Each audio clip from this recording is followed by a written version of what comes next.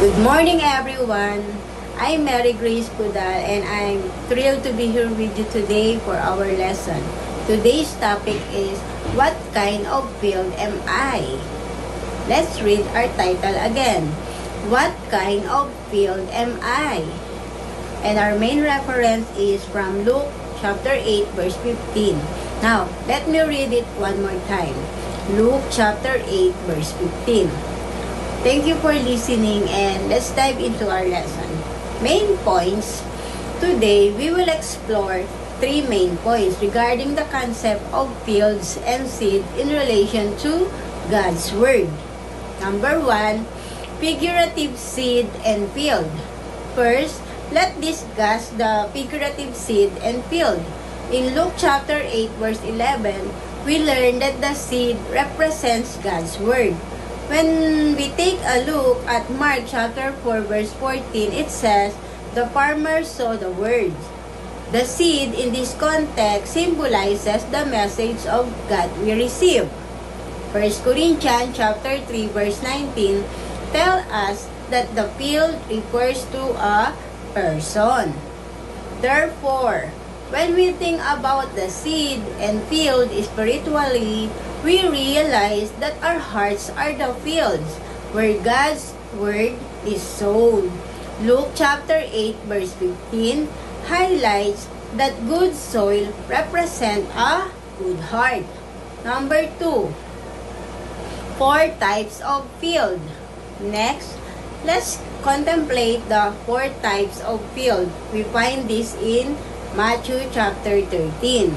Number 1, the path. Matthew chapter 13 verse 4 and 13 verse 9 describe how seed that falls on the path are quickly taken away. Number 2, rocky ground.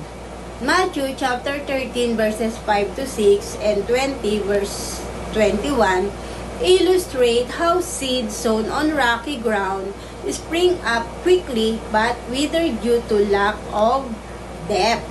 Number 3, thorny ground. Matthew chapter 13 verse 7 and 22 reveal how seed among thorns get choked and become unfruitful. Number 4, good soil. Matthew chapter 13 verse 8 and 23 show us that seeds sown in good soil yield a plentiful harvest. Third, condition to be a good field. Now, let's discuss the conditions necessary to be a good field. According to Luke chapter 8 verse 15, a good field has good and noble heart. The condition to be a fruitful field include, number 1, hearing the word and retaining it. Number 2, producing a crop with perseverance. In our conclusion, as we wrap up, remember that the seed is indeed important. But where it so truly matters, despite having access to God's precious Word, if our hearts aren't right, we won't be able to bear fruit. So, I ask you, what kind of field are you? If you find yourself like the path, it's time to plow the hard heart and make it soft. If you're rocky, remove those obstacles. If you're thorny, clear away the thorns. Each of us who listens to the word should aspire to be believers who bear fruit by hearing God's word with a good and noble heart and retaining it with perseverance.